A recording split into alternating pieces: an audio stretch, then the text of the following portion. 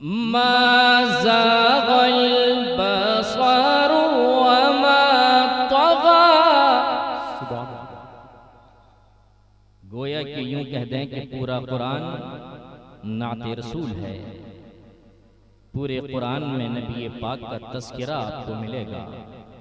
बस यहीं तक नहीं, जिनकी हुकूमत चांद की चांदनी पर है, जिनकी हुकूमत दरिया की रवानी पर है, जिनकी हुकूमत समंदर की तुग़यानी पर है, जिनकी हुकूमत आबशारों के नगमे पर है, जिनकी हुकूमत अर्शो कुर्सी पर है, आइए हम और आप उन्हीं की बारगाह में दरूद पाक की डाली इश्क़ व मोहब्बत की थाली में सजाकर बावाज़े बुलंद पढ़ें, अल्लाहुम्मा सल्ली अला सय्यदिना नबीना मौलाना मुहम्मदिन व बारिक वसल्लिम सलातन व सलामन अलैका या रसूलल्लाह सल्लल्लाहु तआला अलैहि वसल्लम। हज़रात, आप जितना जी लगाएंगे मैं उतना जी लगाऊंगा।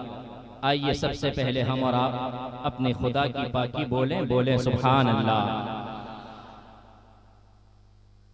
अब्बास नूरी साहब ने कोशिश कर ली, मेरी भी कोशिश है। मैं देखता हूँ कि पूरा मजमा सुभान अल्लाह कब तक बोलता है, क्योंकि एक मर्तबा अगर कोई सुभान अल्लाह कह दे उसकी बरकत से आधा मीज़ान अमल भर जाता है। बुलंद आवाज से कहिए सुभान अल्लाह। वाराफ्तगी में कहिए सुभान अल्लाह। सयफ्तगी में कहिए सुभान अल्लाह। अपने खुदा की मशीयत का ऐलान करें, कहें माशा अल्लाह। अपने खुदा का शुक्र बजा लाएं, कहें अल्हम्दुलिल्लाह। अपने खुदा की वहदानियत का ऐलान करें, कहें ला इलाहा इल्लल्लाह। मेरे नबी की नबूवत का ऐलान कर दें, कहें मुहम्मदुर रसूलुल्लाह सल्लल्लाहु तआला अलैहि वसल्लम। हज़रात, नबी पाक सल्लल्लाहु अलैहि वसल्लम का जब नाम आ जाए अंगूठा चूम लेना चाहिए, क्योंकि ये आपके बाप हज़रत आदम की सुन्नत है। हज़रत आदम ने जब जन्नत में नबी पाक सल्लल्लाहु अलैहि वसल्लम का नाम देखा जन्नत के दरवाजे पर, तो फरते मोहब्बत में अंगूठा उन्होंने चूम लिया। और अंगूठा जो चूमता है उसके बारे में नबी पाक ने इरशाद फरमाया, कहीं फरमाया हल्लत लहू शफाअती, और कहीं फरमाया वजबत लहू शफाअती। यानी जो गुलाम मेरे नाम को सुनकर अंगूठा चूमता है उसके ऊपर मेरी शफाअत हलाल हो जाती है, मेरी शफाअत वाजिब हो जाती है। बस यहीं तक नहीं, नबी पाक ने इरशाद फरमाया कि जो गुलाम मेरे नाम को सुनकर अंगूठा चूमता है न कभी उसे आशुबे चश्म की बीमारी होगी, न कभी वो अंधा नाबीना होगा। बस यहीं तक नहीं, नबी पाक ने दूसरे मकाम पर इरशाद फरमाया कि जो गुलाम मेरे नाम को सुनकर अंगूठा चूमता है कल क़यामत का दिन होगा, नफ्सी नफ्सी का आलम होगा, कल हु का आलम होगा। ऐसे आलम में वो गुलाम मेरे साथ जन्नत की बहारों में जाएगा, जन्नत के गुलिस्ता में जाएगा। यहीं पर मैं रुक कर कहना चाहता हूँ, जो शख्स नबी पाक के नाम आ जाए अंगूठा चूम ले उस पर शफाअत वाजिब हो जाती है, शफाअत हलाल हो जाती है, उसकी आंखें महफूज हो जाती है। जब नबी पाक के नाम का ये कमाल है तो नबी पाक की जात का क्या कमाल होगा, नबी पाक के औसाफ का क्या कमाल होगा। हज़रात, सिर्फ हिंदुस्तान नहीं, हिंदुस्तान से लेकर अमेरिका तक, अमेरिका से लेकर इंग्लैंड तक, इंग्लैंड से लेकर जापान तक, जापान से लेकर चीन तक, पूरी दुनिया यही कहती है नबी पाक के नाम को मिटा दिया जाए, नबी पाक के लाए हुए पैगामात को खत्म कर दिया जाए। आपको मालूम होना चाहिए जापान ही एक ऐसा मुल्क है जिसने सबसे पहले कुरान की तिलावत पर पाबंदी आयद किया था। जापान ही एक ऐसा मुल्क है जिसने सबसे पहले ये पाबंदी आयद की कि हमारी मस्जिदों में अजानें नहीं हो सकती, हमारी माँ और बहनों पर पर्दा करने पर पाबंदी आयद की। लेकिन मैं दुनिया वालों से कह दूं, जिसे खुदा रखे उसे कौन चख सकता है। आइए आपको बताऊं, नबी पाक सल्लल्लाहु अलैहि वसल्लम का नाम इस दुनिया में मोहम्मद है और आसमान में अहमद है। लफ्ज़ मोहम्मद के 4 लफ्जों में मुरक्कब है, मीम है, हाँ है, मीम है और दाल है। लफ्ज़ मोहम्मद के मीम को निकाल दो तो हम्द बच रहा है। हम के माना तारीफ के होता है, हम के माना तौसीफ के होता है। लफ्ज़ मोहम्मद के हा को निकाल दो तो मद बच रहा है। आइए मैं आपको बताऊं, मद के माना खींचने को होता है। मौलाना से आप पूछें, जब इनके पास कोई बच्चा आपका आता होगा जहां पर मद आ जाए। मौलाना ने यही कहा होगा, बच्चा थोड़ा खींच लो, गोया के पता ये चला मत के माना खींचने के होता है, यानी मेरा नबी अपने परवरदिगार आलम अपने गुलामों को खींचकर रब्बे कदीर की बारगाह तक पहुंचा दिया करता है। लफ्ज़े मोहम्मद के मीम को निकाल दो तो दाल बच रहा है। दाल के माना रहबर के होता है, दाल के माना रहनुमा के होता है, दाल के माना गाइड के होता है, ये भी मानादार है। मैं जालिमों से कहना चाहता हूँ, सुन लो, जब तुम मेरे नबी के नाम को बेमाना नहीं बना सके तो नबी पाक की जात को कैसे मिटा सकते हो? नारे तकबीर, नारे रिसालत, उलमाए अहले सुन्नत, नारे तकबीर जिंदाबाद। हजरात, मैं आइए आपको बताता हुआ चलूं, आपकी मर्जी सुभान अल्लाह कहे ना कहे, लेकिन मैं जब तक बोलता रहूंगा मुझे सवाब मिलता रहेगा। आज सिर्फ की बात नहीं कर रहा हूं, आप 1400 साल पहले का जायजा लें। आप मक्का को देखें। मक्का, नबी पाक सल्लल्लाहु अलैहि वसल्लम ने इरशाद फरमाया, जितना ज्यादा मुझे आजमाया गया किसी नबी को नहीं आजमाया गया, किसी रसूल को नहीं आजमाया गया, किसी पैगंबर को नहीं आजमाया गया। नबी पाक सल्लल्लाहु अलैहि वसल्लम जब इस दुनिया में तशरीफ लाए, हजरत ईसा अलैहिस्सलाम के विसाल को 500 साल का अरसा गुजर चुका था। हजरत आदम से लेके हजरत ईसा तक इस दुनिया में कभी इतना लंबा वक्फा नहीं था एक नबी के दरमियान दूसरे नबी के दरमियान में। आइए मैं आपको बताऊं, नबी पाक जिन कुफ्फार व मुशरिकीन के दरमियान में आए, वो कुफ्फार व मुशरिकीन हजरत आदम अलैहिस्सलाम के जमाने से भी ज्यादा कट्टर थे, हजरत नूह अलैहिस्सलाम के जमाने से भी ज्यादा कट्टर थे, हजरत मूसा अलैहिस्सलाम के जमाने से भी ज्यादा कट्टर थे। नबी पाक ने इरशाद फरमाया, हर नबी के लिए एक फिरौन होता है और मेरे जमाने का फिरौन अबू जहल है। नबी पाक सल्लल्लाहु अलैहि वसल्लम एक मर्तबा वादियों से गुजर रहे थे। नबी पाक सल्लल्लाहु अलैहि वसल्लम से एक पहलवान ने कहा, जिसका नाम रुकाना था, ये कहा कि मोहम्मद अरबी, मैंने सुना है तुम रसूल होने का दावा करते हो, पैगंबर होने का दावा करते हो, नबी होने का दावा करते हो। अगर तुम नबी हो तो मेरे साथ कुश्ती खेलो, अगर तुम नबी हो तो मेरे साथ पहलवानी करो। नबी पाक ने मुस्कुराया और ये कहा कि रुकाना, तुम कैसी बातें करते हो, तुम ये नहीं जानते ये नबूवत और है, कुश्ती खेलना और है, नबूवत और है, लेकिन लड़ाई करना और है, रिसालत और है, गुत्तम गुत्ता होकर कुश्ती का मुजाहरा करना और है। इन दोनों में कोई कनेक्शन नहीं है, रिलेशन नहीं है, राब्ता और ताल्लुक नहीं है। जनाबे रुकाना बजीद हो जाते हैं। नबी पाक सल्लल्लाहु अलैहि वसल्लम ने इरशाद फरमाया कि रुकाना, तुम वादा करो, अगर मैं तुम्हें पछाड़ दूंगा क्या तुम मुझे नबी मान लोगे? जनाबे रुकाना ने कहा, हाँ हाँ, मैं आपको नबी मान लूंगा, कुफ्र की जंजीर को तोड़कर आपके कदमों की धूल को आंखों का सुरमा बना लूंगा, कुफ्र की गर्दन को मरोड़कर इस्लाम के साहिबा में आ जाऊंगा। हजरात, पहले आपको ये बता दूं, रुकाना है कौन? रुकाना मक्का के नामी पहलवान से, उनके ताल्लुक से ये मशहूर तारीख ये कहती है कि किसी ने उनको पछाड़ा नहीं था। यहाँ तक कि तारीख ये भी कहती है, जब किसी चिटाई पर वो खड़े हो जाते, चारों तरफ से लोग चिटाई खींचते, चिटाई तो टूट जाती, लेकिन वो टस से मस नहीं होते थे। नबी पाक सल्लल्लाहु अलैहि वसल्लम को उन्होंने चैलेंज किया, नबी पाक ने चैलेंज को कबूल किया, इस शर्त के साथ कि वो ईमान ले आएंगे। दोनों बगलगीर होते हैं, एक लम्हा नहीं गुजरता उससे पहले नबी पाक सल्लल्लाहु अलैहि वसल्लम ने देखा कि ये जो जनाबे रुकाना है, कुश्ती खेलने से पहले, पहलवानी करने से पहले वर्जिशें कर रहे हैं, एक्सरसाइज कर रहे हैं, दंड बैठक कर रहे हैं। जो ही उनकी निगाहें मेरे नबी की निगाहों से चार होती हैं, वो पुकार उठते हैं, ए मोहम्मद अरबी, क्या तुमको मालूम नहीं, कुश्ती खेलने से पहले, पहलवानी करने से पहले वर्जिशें की जाती है, एक्सरसाइज किया जाता है, दंड बैठक किए जाते हैं। अरे तैयारी तो कर लो। नबी पाक ने फरमाया, रुकाना सुन, तैयारी तो वो करता है जिसको तैयार होना हो, मैं तो पहले ही से तैयार हूँ, जब चाहो मेरा मुकाबला करो। नारे तकबीर, नारे रिसालत, फैजान हुजूर सरकार मिल्लत, फैजान हुजूर सुलेमान शाह अली रहमा मस्तके आला हजरत, नारे तकबीर जिंदाबाद। एक तरफ जनाबे रुकाना है जो नामी पहलवान, इधर मोहम्मद अरबी हम सब के रसूल मौजूद हैं, दोनों बगलगीर होते हैं। एक लम्हा नहीं गुजरता जनाबे रुकाना नीचे हो जाते हैं, मेरे सरकार ऊपर। जनाबे रुकाना शर्म से पानी पानी होकर कहते हैं, ए मोहम्मद अरबी एक मौका और दिया जाए, एक चांस और दे दें। नबी पाक ने इरशाद फरमाया, रुकाना सुन, तू कयामत तक मौका मांगता रहेगा, मैं तुझे कयामत तक चांस देता रहूंगा। तुझे नीचे रहना है, मुझे ऊपर रहना है। क्यों?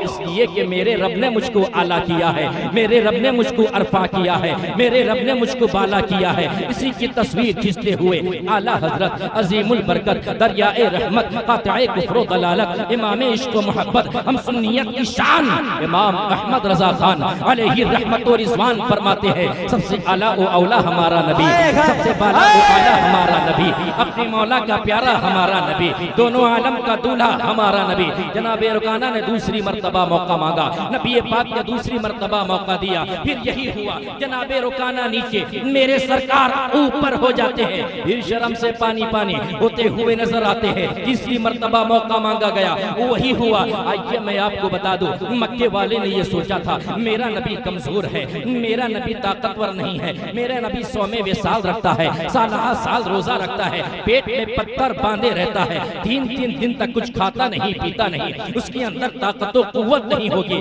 लेकिन आपको बताऊं, हदीस कुदसी कहती है एक नबी के अंदर जन्नत के 40 मर्दों की ताकत हुआ करती है, और एक जन्नती मर्द के अंदर दुनिया के 100 मर्दों की ताकत होती है। जब आप हिसाब करें तो आपको पता चलेगा एक नबी के अंदर दुनिया के 4000 मर्दों की ताकत होती है।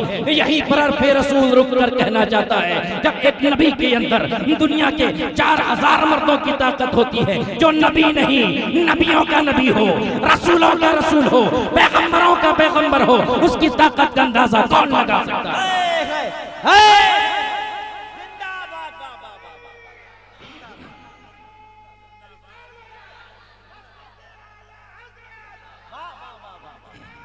जिंदाबाद।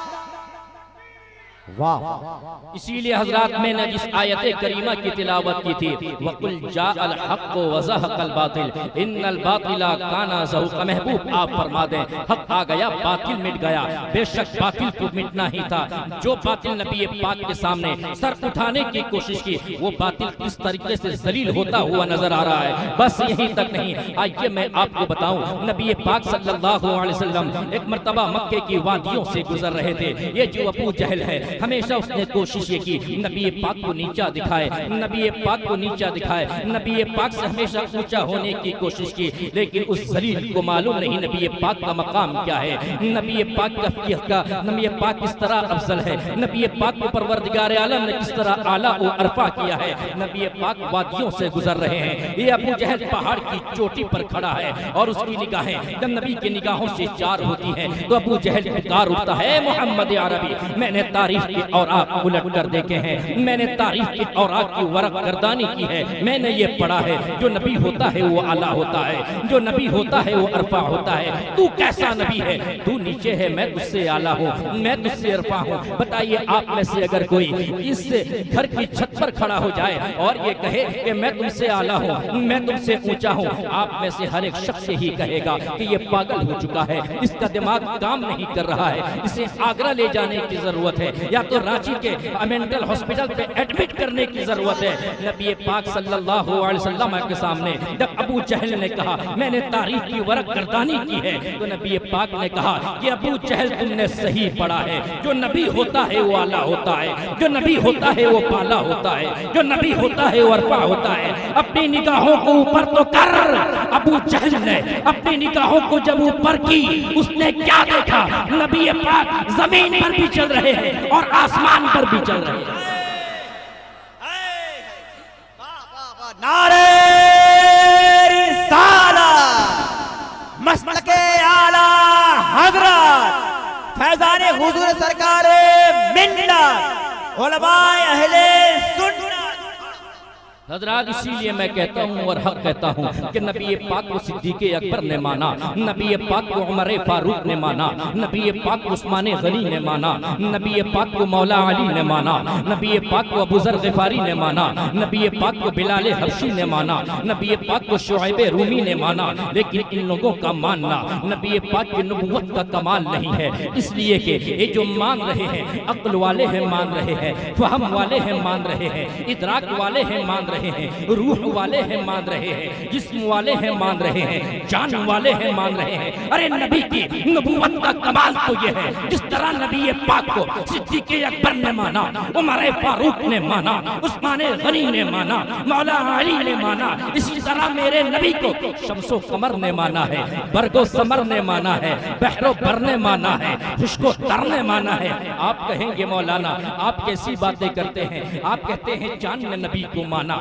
सूरज ने नबी को माना, सितारों ने नबी को माना, पेड़ों ने नबी को माना, समंदर ने नबी को माना। अरे माना तो कैसे माना?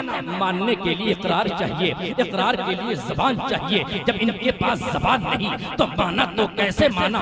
आइए हम सितारों से पूछते हैं, ऐ सितारों बताओ तुमने नबी को माना कि नहीं माना? तो सितारे जवाब देंगे। और फिर रसूल सुन, जब जब नबी ने इशारा किया है हमने मुस्कुरा कर दिखाया है। क्या इसे मानना नहीं कहते? आइए हम चांद से पूछते हैं, ऐ चांद ये बता तूने नबी को माना कि नहीं माना? तो चांद जवाब देगा। वो तारीख को याद करो, नबी पाक मस्जिद हराम के करीब मौजूद है, जबल कुबैस के ऊपर में मौजूद था। नबी पाक ने इशारा किया, मैंने सीना चीर लिया। क्या इसे मानना नहीं कहते? आज हम सूरज से पूछते हैं, सूरज ये बता तूने नबी को माना कि नहीं माना? तो सूरज ये जवाब देगा। तारीख ये कहती है, मकाम खैबा को याद करो, हजरत अली का नसीबा तो देखो, हजरत अली के जानुए पाक पर नबी पाक आराम फरमा है। नबी पाक ने असर की नमाज अदा कर ली है, मौला अली ने असर की नमाज अदा न की थी। सूरज डूब रहा था, चुनौती दे रहा था और ये कह रहा था, अली जल्दी करो, अगर मैं डूब गया तुम्हारी नमाज कज़ा हो जाएगी। हजरत अली फरमाते हैं, ऐ सूरज सुन, तू डूबता है तो डूब जा, तू डूबेगा नमाज कज़ा होगी, फिर से अदा हो सकती है, लेकिन मोहब्बत रसूल कज़ा हो गई, फिर कभी अदा नहीं हो सकती। सूरज डूब जाता है, मौला अली की आंखों में आंसू के कतरात नमूदार हो जाते हैं। यूं ही आंसू का एक कतरा नबी पाक के रुखसार पर गिरा, नबी पाक बेदार हो गए और ये कहने लगे, अली तुम रो क्यों रहे हो? रोने का सबब क्या है? कौन सी ऐसी चीज तुम्हें रोने पर मजबूर की है? मौला अली ने कहा कि या रसूल अल्लाह, मैंने असर की नमाज पढ़ी न थी, सूरज डूब चुका है, असर की नमाज कज़ा हो गई है, इसलिए मैं रो रहा हूँ। नबी पाक ने फरमाया, अली परेशान न हो, तुमने मेरी मोहब्बत में नमाज कज़ा की है और मैं तेरी मोहब्बत में डूबा हुआ सूरज को उसके मंजिल से पलटाऊंगा। तारीख कहती है नबी पाक ने इशारा किया, सूरज डूब चुका था, पलट आया और ये कहा, क्या इसे मानना नहीं कहते हैं? हम डूब चुके थे, नबी पाक ने इशारा किया, फिर हम तुलू हो गए। तारीख ये कहती है हजरत आदम से लेकर नबी पाक तक कभी भी सूरज पश्चिम से निकला नहीं था, सिर्फ नबी पाक के इशारे से सूरज पश्चिम से निकलता हुआ नजर आया। आइए हम पेड़ से पूछते हैं, ये पेड़ ये बता, पौधा ये बता कि तूने नबी को माना कि नहीं माना? दरख्त ये जवाब देगा।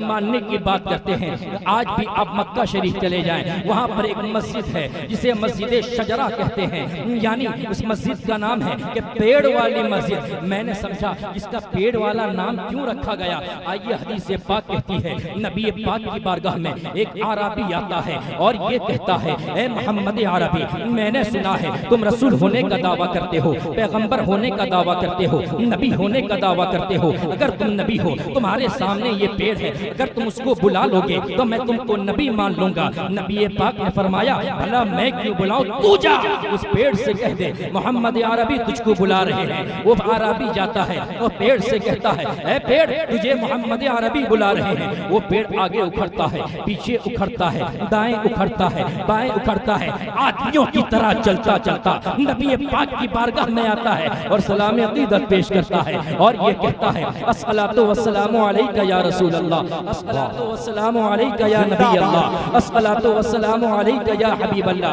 वो आराबी कहता है ऐसे ईमान नहीं लाऊंगा जब तक वो पेड़ अपनी जगह पर न चला जाए। नबी पाक ने इशारा किया, वो पेड़ जहां से आया था वहीं पर पहुंच जाता है।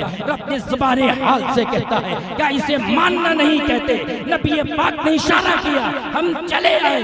ऐसे नहीं, दरूदों का तोहफा लेकर आए, सलामों की डाली लेकर आए। पेड़ भी ये कहता है कि हमने भी नबी को माना है। हज़रात मेरी तकरीर का आखिरी मोड़ समाअत फरमाए। नबी पाक एक मर्तबा समंदर के किनारे बैठे हुए थे। एक आराबी आया, उसने कहा कि मोहम्मद अरबी, अगर तुम नबी हो, आखिरी रसूल हो, आखिरी पैगंबर हो, इस समंदर के उस पार जो एक पहाड़ नजर आ रहा है, उस पहाड़ में जो पत्थर को मैं कहूँ, उस पत्थर को अगर तुम बुला लोगे तो मैं तुमको नबी मान लूंगा। ज़हन में एक सवाल पैदा होता है, वो तो ये कह सकता था इस पहाड़ में से किसी भी पत्थर को बुला लो तो मैं तुमको नबी मान लूंगा। कल का काफिर ये जानता था ये मोहम्मद अरबी की शान ये है कि वो गलियों से गुजरते हैं तो पत्थर भी सलाम अकीदत पेश किया करते हैं। कहीं ये सलाम वाला पत्थर ना हो, कहीं दरूद वाला पत्थर ना हो। कल का काफिर सलाम वाले पत्थर से भागा करता था। आज का नाम निहार मुसलमान हम जैसे सलाम पढ़ने वालों से भागा करते हैं।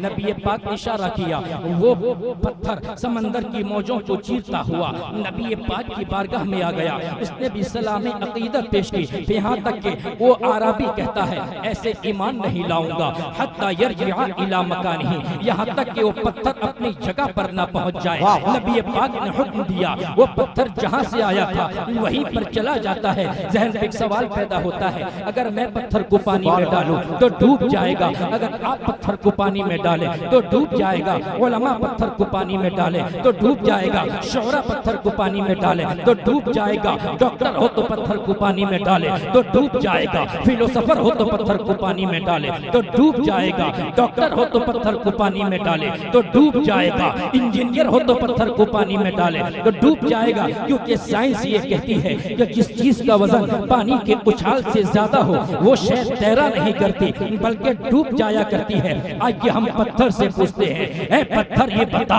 तो डूबा कैसे नहीं? तेरे सामने समंदर था, समंदर के तला तुम थे, मौजें थी, तू डूबा कैसे नहीं? तो पत्थर जवाब देगा, और फिर रसूल सुन, मैं कमजोर जरूर था, नातमा जरूर था, मेरे सामने मौजें थी, समंदर के तला तुम थे, लेकिन बुलाने वाली जात कमजोर नहीं बल्कि बेपनाह ताकत और कुव्वत वाली थी।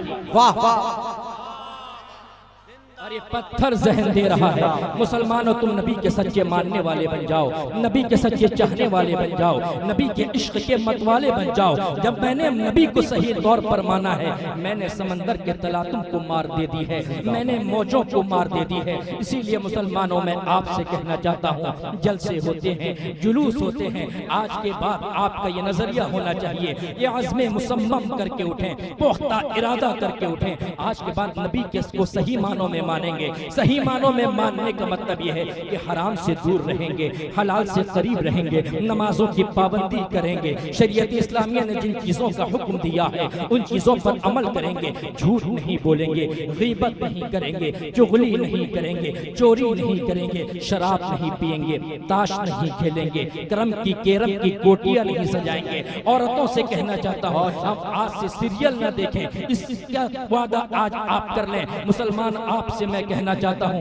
आज के बाद जिंदगी का तरीका बदल दें। जब आपके अंदर इनकलाब आएगा, आपके अंदर इनकलाब जब बर्पा होगा, जो कौमें आपको आंखें दिखाती हैं, जो कौमें आपको मिटाने की कोशिश कर रही हैं, वो कौम कभी मिटा नहीं सकती, क्योंकि हमारी तारीख है। हम 313 हजारों पर भारी थे, आज हम करोड़ों नहीं बल्कि अरबों हैं। हमको हर जगह मारा जा रहा है, उसकी एक ही वजह है, मुसलमान सही मानों में मुसलमान नहीं है। सही मानों में अगर मुसलमान हो जाए, कसम खुदा की कोई ताकत हमें मिटा नहीं सकती। अल्लाह ताला हमें इन चीज़ों की तौफीक अता फरमाए। व आखिर दावाना अनिल हम्दुलिल्लाहि रब्बिल आलमीन। अस्सलामु अलैकुम व